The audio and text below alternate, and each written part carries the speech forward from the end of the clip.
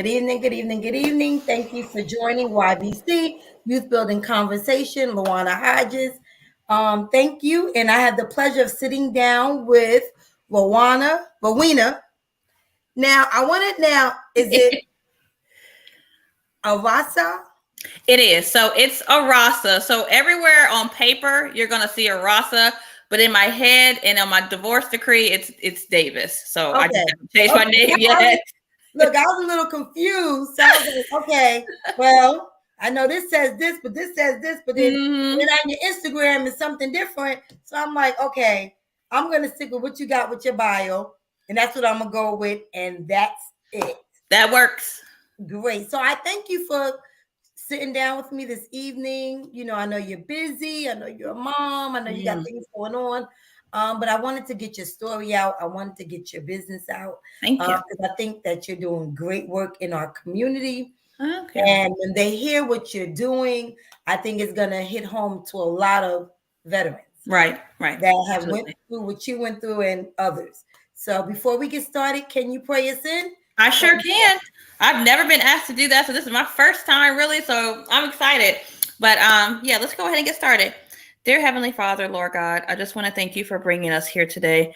I want to thank you for allowing us and giving us a chance, Lord God, to wake up this morning, as so many others have not been able to do that and given that opportunity, Lord God. I want to thank you again for allowing us to be in this conversation, in this safe space. Hopefully today, Lord God, you will get the message out and you will affect someone who really needed to hear the message today, Lord. We thank you again for waking us up, for blessing us every day. For us in Jesus' name we do pray. Amen. Amen, amen, amen. So I always start out, who is Roweena? Oh, Roweena is complex. Roweena is the daughter of a physician. Roweena is the daughter of an educator. Roweena is the oldest of 2 children. And Roweena is also a single mom of 2 amazing girls. Both girls, both 16. Both 16 and 8. I'm also the mother, and I still say I'm the mom of Benny Joshua, who passed away from SIDS in December of 2007. So I also consider him still, of course, my son. And I'm the mom of a fur baby pit bull who is 2. So that is a little of my personal story. A little of my professional story. I served in the military for 20 years in the Army Reserves, which means basically that I was never active duty. I did go on 2 deployments, one to Iraq, one to Kuwait. I retired actually from the reserves in October of 2020. And after that, I continued in the civilian sector as a human resource professional for the Army Reserve and still running my nonprofit as well. So that's a little bit snapshot about me. So how did the past 2 years with COVID-19, how did that affect you? Personally, professionally, and your business? Yeah, I can really say a lot of people will say that COVID had a negative effect on them, but I can really actually say that for me, the past 2 years, the 2020 was amazing. 2021 was really rough, a little bit rough, and 2022 was really rough. But for 2020, when COVID hit, that was really, even though it was a lot going on, a lot of chaos, a lot of things happening, it really allowed me to sit down and kind of reflect and appreciate the things that I had, because during that time I was always busy. I was always on the go with the kids. I was always trying to do a million things, but COVID actually allowed me to see and appreciate my girls and appreciate my family and appreciate the time that I do have with them, because normally I don't get that time because I'm always doing something. So COVID allowed me to do that, but it also allowed me to get a chance and opportunity to purchase my first home, which I did in October 2020. So I did that. I wanted to give my girls their own space, their own room. So I was able to do that. So while COVID was really probably a lot of changes, a lot of different things that were happening in the world, I really kind of saw it as something that allowed me to be able to slow down. Because if COVID hadn't have happened, I probably would have still continued on the path to busyness, and the path of trying to keep myself busy, and the path to always making sure I had something to do rather than sitting down and taking the time. And now over these past few years, I really enjoyed my time. You know, I've enjoyed my house. I've enjoyed sitting in the house and being with my girls. And there's a few occasions that I go out, but I really actually learned to appreciate the time that we have with each other and the time that I have with family, because during COVID, a lot of people were lost and a lot of people, were suffering, but I was fortunate and able not to have to go through that. And my family was still good and my friends were still good. So I think that COVID for me over the past few years, even though some of them have been rough, it allowed me just to appreciate the things that I have and allow me to take time to be present rather than always trying to find something to do.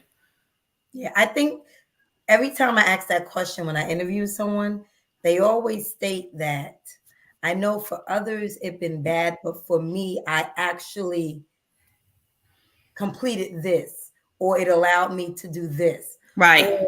Or like many bought homes. Yep. During COVID. Mm-hmm. It was perfect. So talking to folks, I'm like, wow, even though we had a lot of deaths, but there was a lot of accomplishments that came out of COVID as well. Absolutely. So, thinking of yourself, can you name about yourself 3 adjectives that describes you? I sure can. I can describe myself in 3 words. Adjectives. I'm gonna use that word in a minute. Adjective. I would say resilient would be 1, definitely. I would say go-getter. And I would also say, I don't know, that's really an adjective per se, but that's the word that comes to mind. Resilient, go-getter, and I can't think of the adjective for it, but it's the kind of adjective where life knocks you down so many times that you just keep getting back up. I know that's kind of resilient, but that's kind of, and I guess overcomer. Yes. Okay. Is what, definitely overcomer. Absolutely. Yeah. Absolutely. Okay. Yeah. Yeah. So you're a veteran. I am. You're a veteran. You still work helping other veterans. So in 3 weeks, we're about to celebrate Veterans Day. Mm-hmm. What does that day means to you? What does Veterans Day mean to you? Oh man, Veterans Day means a lot to me. And I know sometimes, on my platforms, you'll see me talk about things that aren't going right in the military and things that need to be fixed. But for me, a lot of my career served as life lessons. Like I was given a chance to really be kind of independent and kind of find out who I am. I was given a chance to be on my own.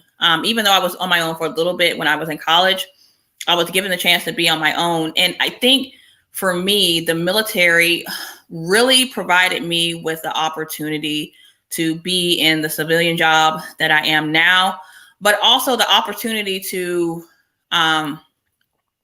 be able to network and connect with other veterans and other military members, because the military, if a lot of people don't know, the military is really, really small, like really small.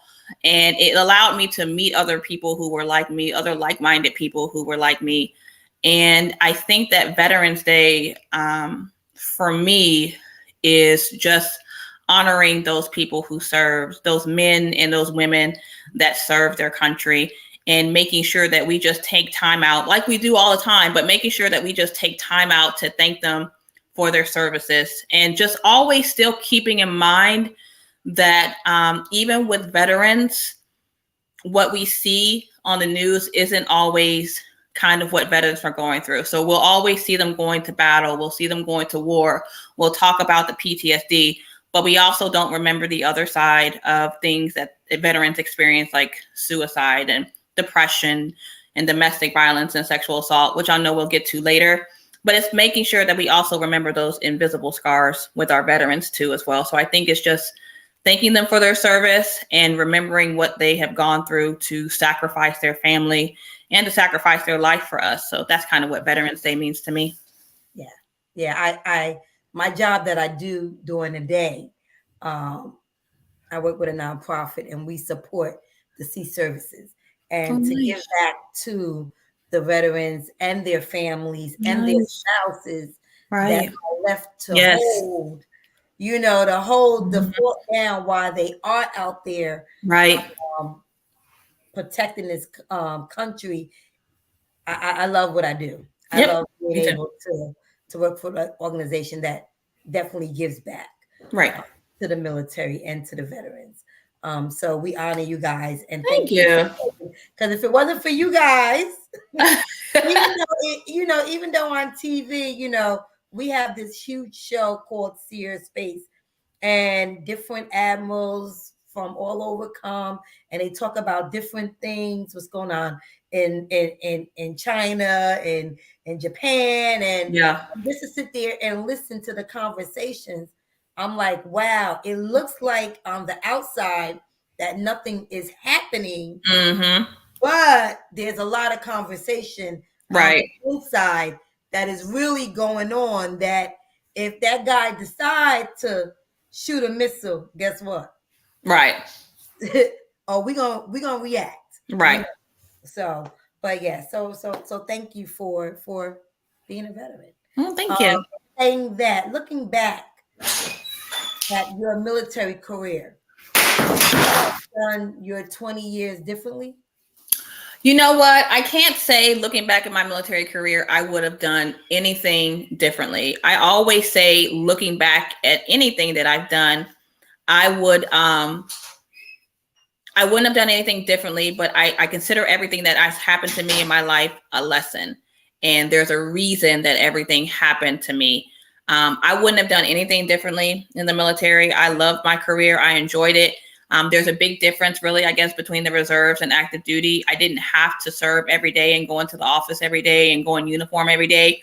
It was really only 1 week in a month and 2 weeks out the year, but still, that's still a sacrifice too.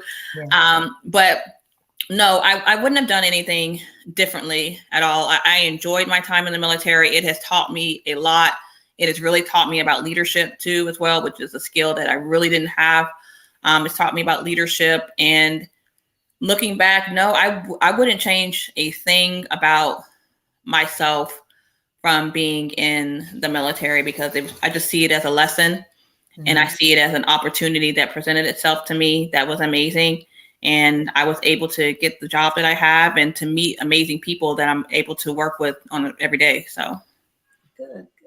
So what made you birth out We Believe You SOS? So, in case a lot of people don't know, my story is kind of long, but I'm not going to keep it long. But I am a survivor of domestic violence, and I was a survivor for about 10 years while I was serving in the military.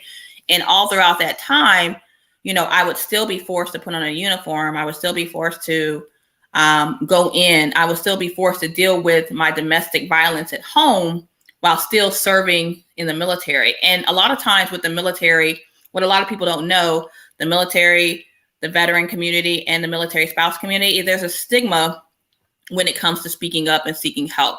So I did not want to be that person that sought help, because I didn't want to be seen as weak. I didn't want to lose my military benefits. I didn't want to lose my career, my job, my promotion. So a lot of people don't speak up because of that stigma. So I birthed We Believe You SOS because a lot of times when you hear from survivors of sexual assault and domestic violence in the military, veteran community, or military spouses, they'll say, hey, I reported this to my chain of command or my leadership, but no one believed me. Hey, I'm a young E2, E3 that went to my leadership that said, hey, I was raped, or I'm a survivor of domestic violence, but no one believed me because that person who was a perpetrator had higher rank, or had more awards, or was more decorated. So we founded We Believe You SOS, which is supporting our survivors, because we wanted to let the military community know, veteran community know, and military spouse community know that when no one else believes you, when no one else listens to you, that we are here for you, that we hear you, we see you, and that we believe you. Have you received backlash since you have been advocating for the awareness of women and men in the military? I can say no. I wouldn't say the word backlash, but what I will say is that it's really sometimes difficult working with, difficult working with the military community. And I'll say it's difficult because a lot of military members will not speak up. They don't want to speak out because they don't want to risk losing their careers. A lot of veterans don't want to speak out because they tried to get help when they were in the service, and now they don't feel anybody would believe them. So now they're not willing to speak up. And a lot of military spouses are exactly the same way. If they speak up and say something and report or do anything or reach out, they fear that they might lose those benefits that come to being married to a military member. So they might lose their insurance. They might lose their own house based on base housing. So there's a lot of challenges that come with working with the military community that a lot of organizations on the outside don't understand. But it's a lot easier for me to understand as a veteran, as well as the three other founders that I have, and which two happen to be active duty Air Force member, and one is actually a military spouse. So it's a lot easier to come to a perspective with them on board and myself on board, because we have an understanding. We know what the military spouse community looks like. We know what the military community looks like. And we know what the veteran community looks like.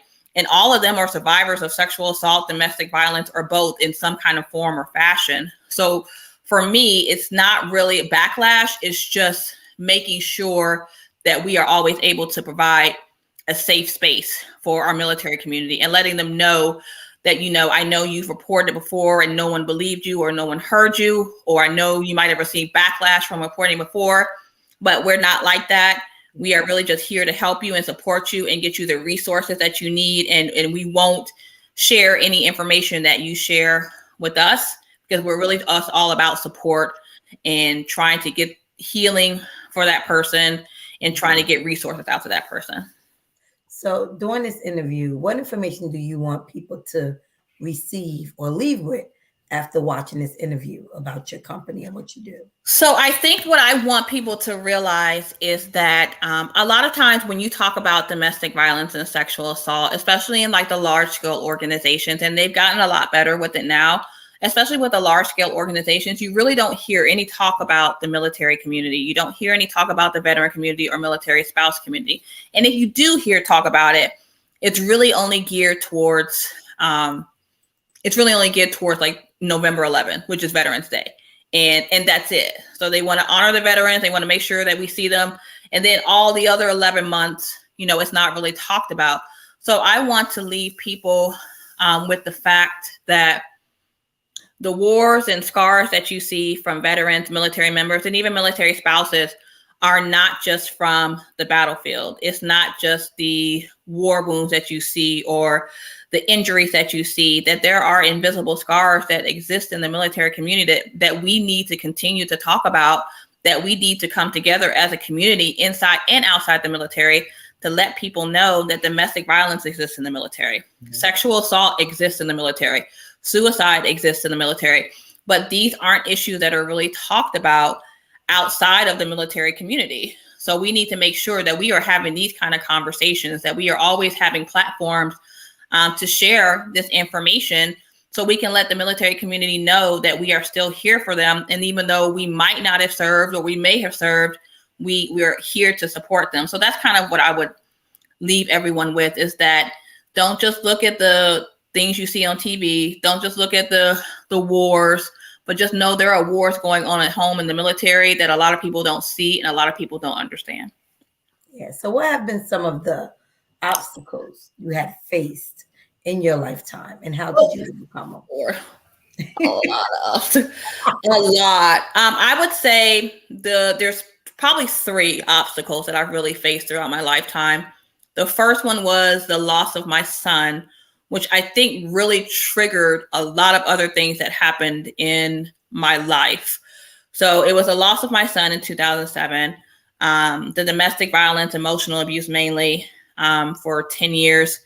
And I think for really throughout my whole life, starting from when I was a teenager, I experienced self-confidence, self-esteem, and self-worth issues that I still deal with to this day. And for me, I never had a lot of female friends. I really didn't interact with too many females. So I always sought my validation from being in a relationship or being with a man. And I was always in relationship after relationship. And I never felt good enough. I never felt worthy. I never felt pretty enough, and I think that really stemmed from when my dad, when I was 13, he said, well, Roweena, you're gaining a lot of weight and you're only going to be pretty if you're skinny. So I think a lot of that things in my head with the self-confidence and the self-worth stem from there. And a lot of people don't realize a lot of the trauma that you have now, probably something happened to you in your childhood that you just don't really realize or make the dots or connect the dots. But it wasn't until my therapist told me, what happened in your childhood that you think made you have the lack of self-esteem and self-confidence. And then I went back to my dad and it was the same way. So I kind of put the two and two together. And I've struggled with self-confidence and I've struggled with self-worth. And that's led me to be in really, really destructive relationships. And I've been attracted to that. And I love doing that with the destructive relationships. And then if I had a positive relationship, I would not know what to do. I wouldn't have an understanding of what to do. I would try to sabotage it in any way that I can, because that's not something that I'm used to, because Roweena is used to being the person who is supposed to pick up the pieces, or who's supposed to be talked down to, or who's supposed to be doing all the work in the relationship. So to hear that which I am now in a great relationship, but to hear that you're beautiful or that you're smart or that, I can help you with this or we're in it together, to hear that is something that, I am never been used to. And that's really due to my self-esteem and self-confidence issue. So for the past 2 or 3 years, and it's been really recent, and I'm 42, for the past 2 or 3 years, that has been my main goal, is to work on my self-esteem issue and my self-confidence issue, and to know that I don't need any validation from anyone else but myself, of course, God. But I don't need any validation from anyone else but myself. I don't need anyone else to tell me I'm beautiful or smart or have it going on, because if I don't feel that way about myself, then I can't expect anybody else to feel that way about me.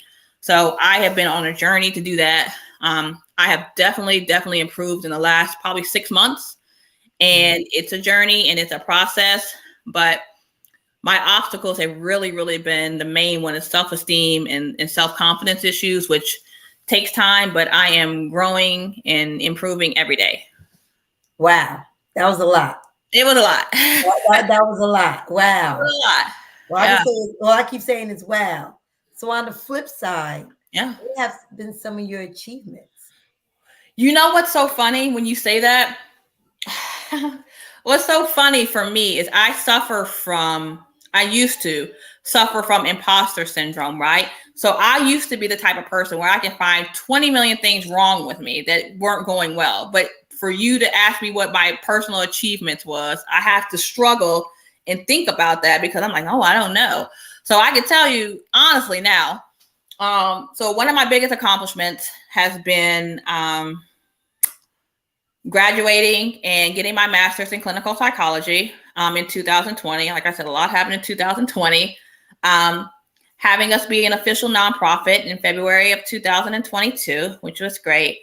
Also, even though I didn't get to attend this year, but I am next year, being asked by the National Coalition of Domestic Violence to do a presentation for their annual conference in St. Louis, and having me present about military domestic violence. And even though I didn't get out there this year, they made sure that I know that next year I'm more than welcome to come and do that presentation.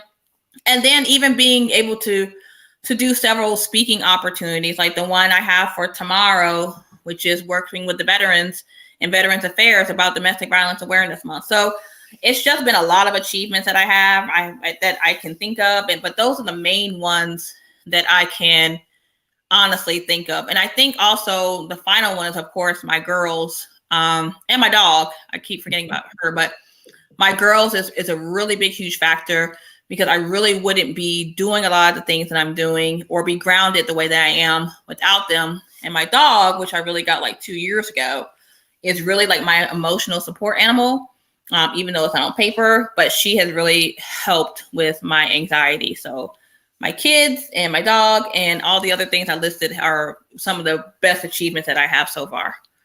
And I'm going to add one more. Yes. The ability to actually say and be comfortable saying, this is what I struggle with. Yeah, absolutely. And I'm getting better every day. Because you're recognizing what you do, what your obstacles are.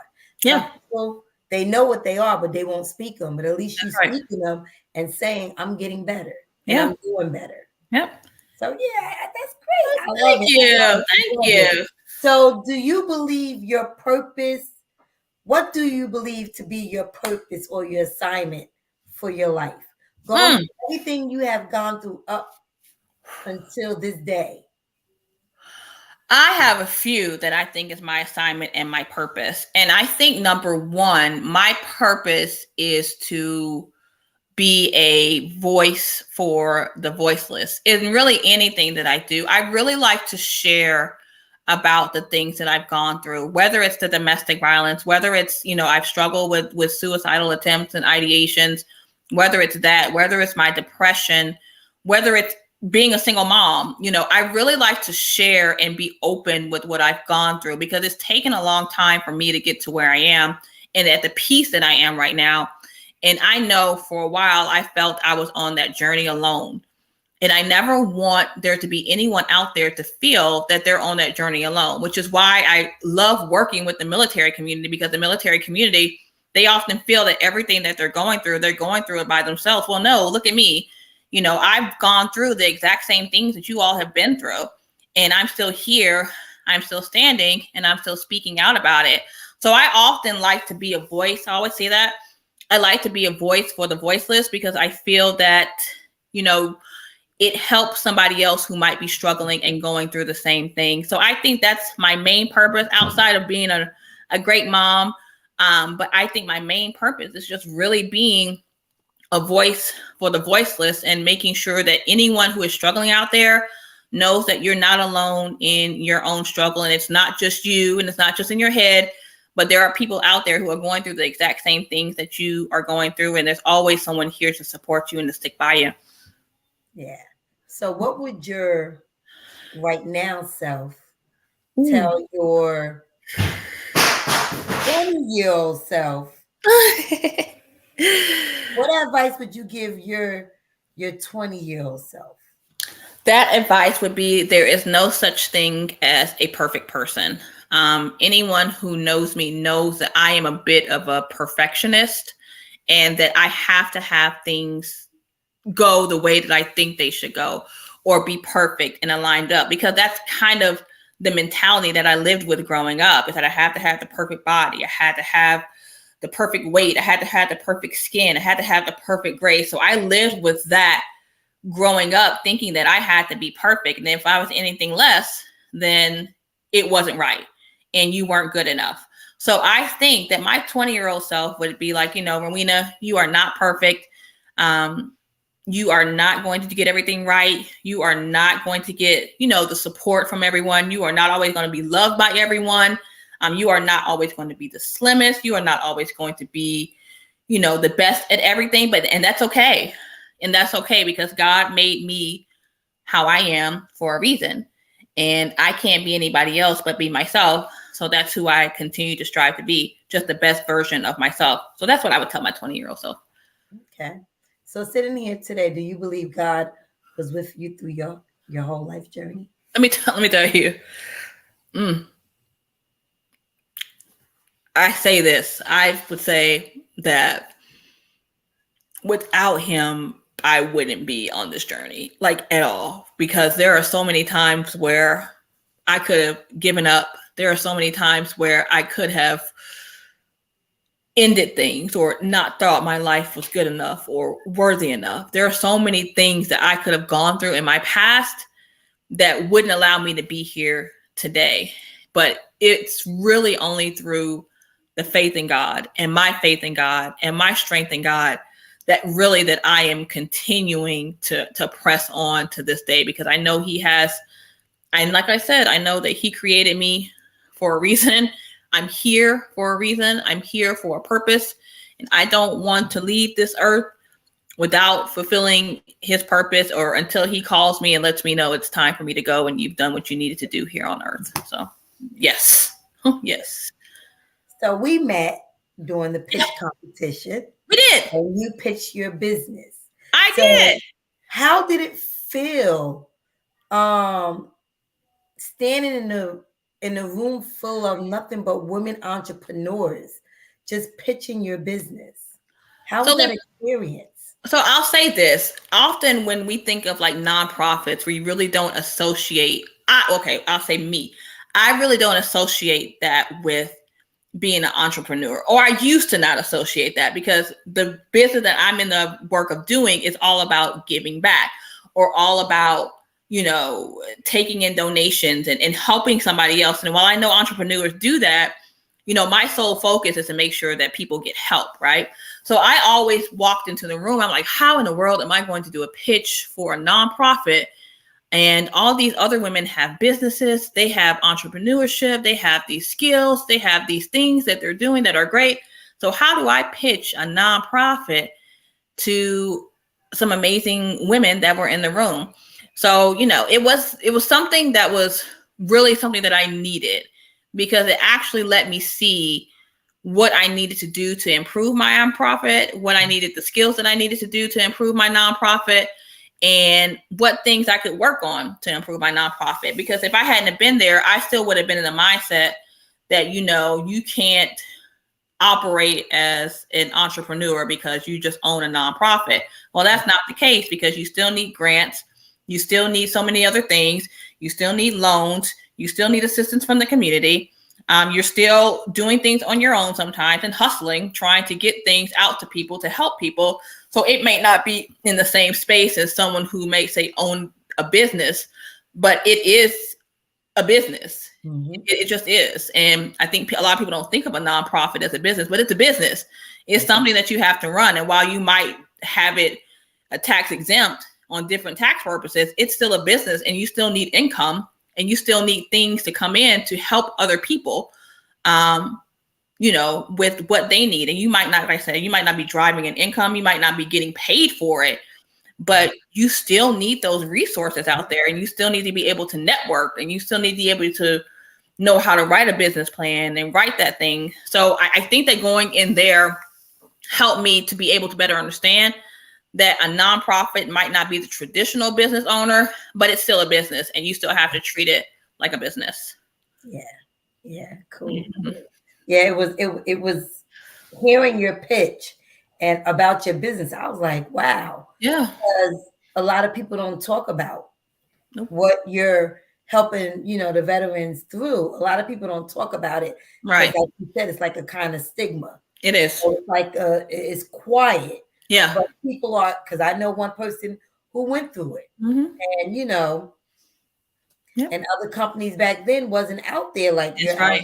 Now. That's right. So, yeah. So that's great. That's great. Thank you. So your mentor. So who is your mentor, or who is your covering? So I have a few mentors, right? I'm always going to start with my mom, only because, even though she didn't work full time, she taught me to be the person, of course, that I am today. But I have really, I guess actually three maybe mentors. So I have three mentors, actually. So the first one is, her name is Keon Gordon, and she is the founder of the military sorority that I am in. That's called Alpha Gamma Xi Military Sorority. And she's one of their founders. And she really is the main push that started me on my healing journey, that started me on my ending my imposter syndrome and gaining my self-confidence and my self-worth.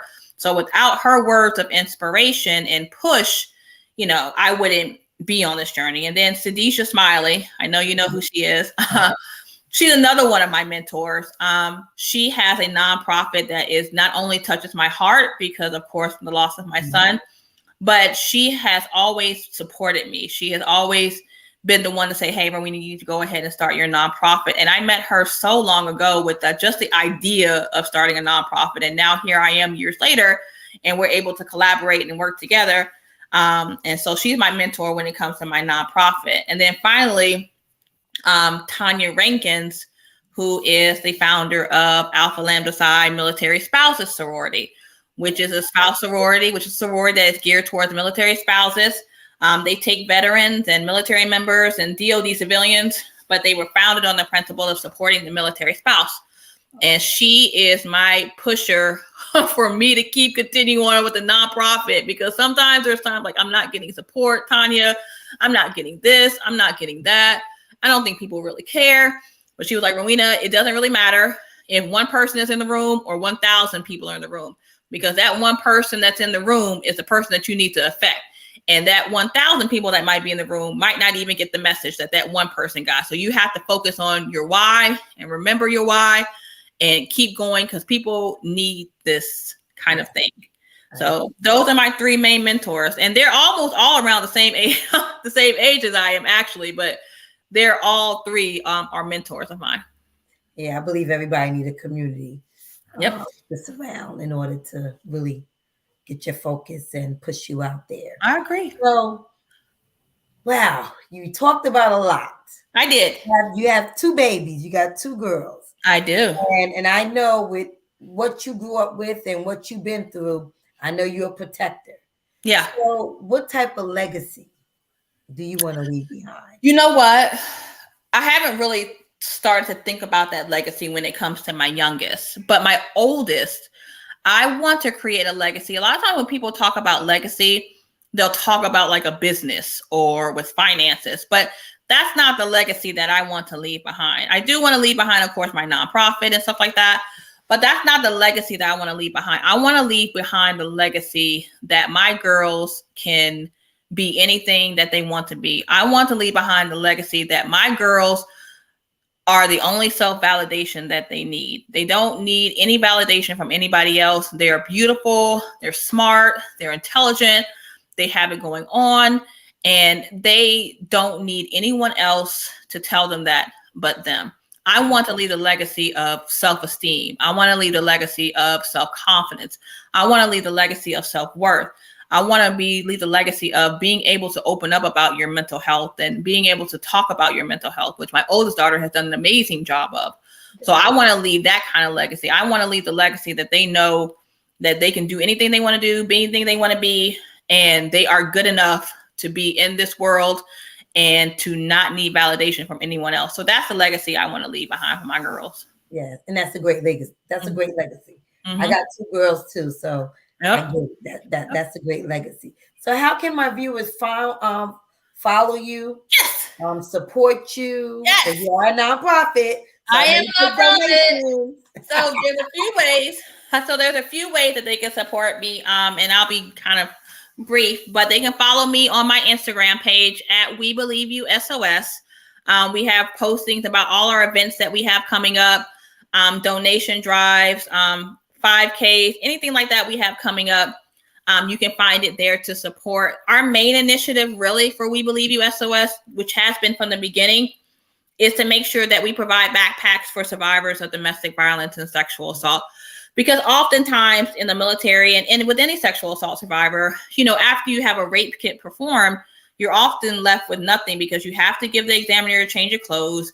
You don't have any additional clothes. So we want to leave them with a backpack full of a change of clothes that actually fits, shampoo that actually fits their hair texture, hairbrushes, combs that actually gear towards them, and then healing items like journals and slippers and robes, just so they can start their healing journey. And then with domestic violence survivors, especially in the military, when you leave, you might not have anything to your name.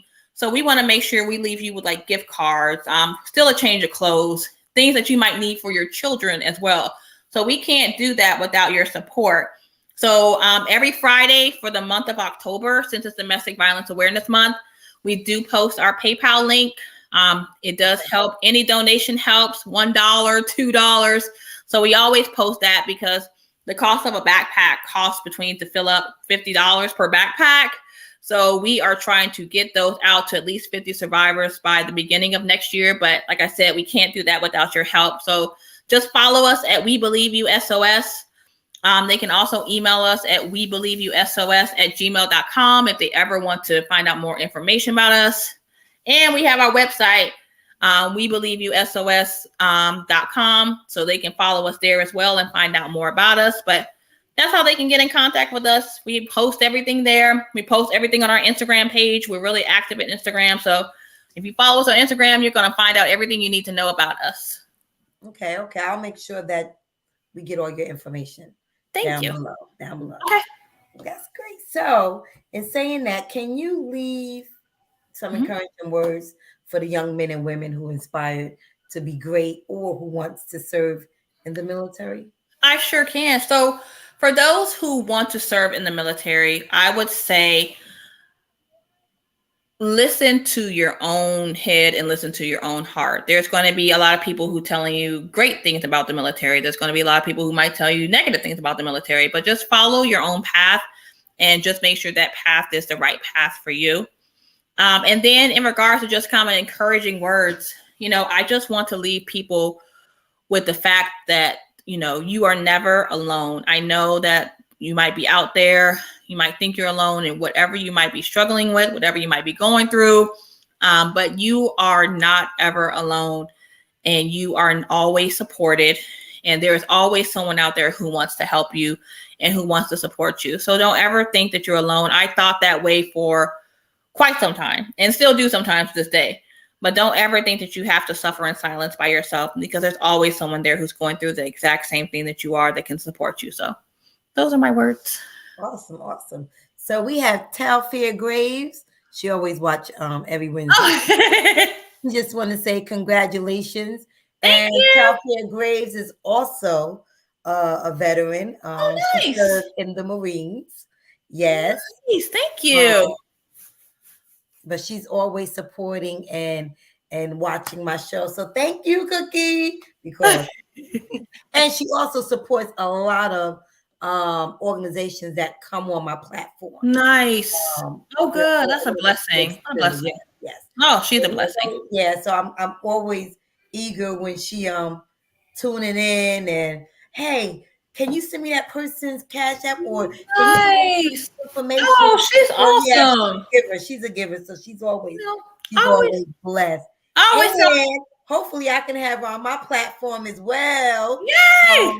Because she's doing something exciting, and hopefully, she pushed through and win the contest and come on my platform and talk about it. Oh, nice. So, good. Stand for you.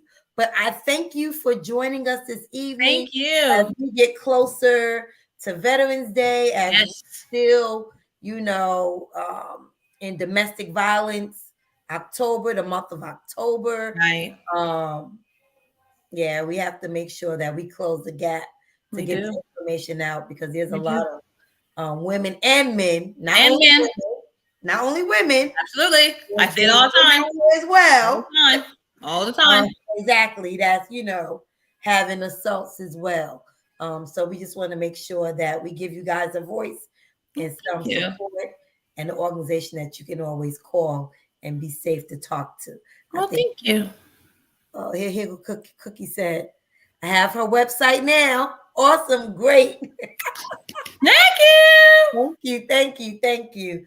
But in saying that, I thank you guys for joining me this evening for another great interview. I am hoping that you're enjoying the interview. I'm hoping that you are sharing the person that's coming on. I hope you're sharing their information with folks that can help them out with their platforms, with their nonprofits and for-profits, or just being that person that dropping seed to help further their business along. So I'm hoping that, I'm bringing to you great information and great content that you guys can, use in your own business. So in saying that, have a great evening. Stay safe. Still wear your mask, because people out here still catching COVID.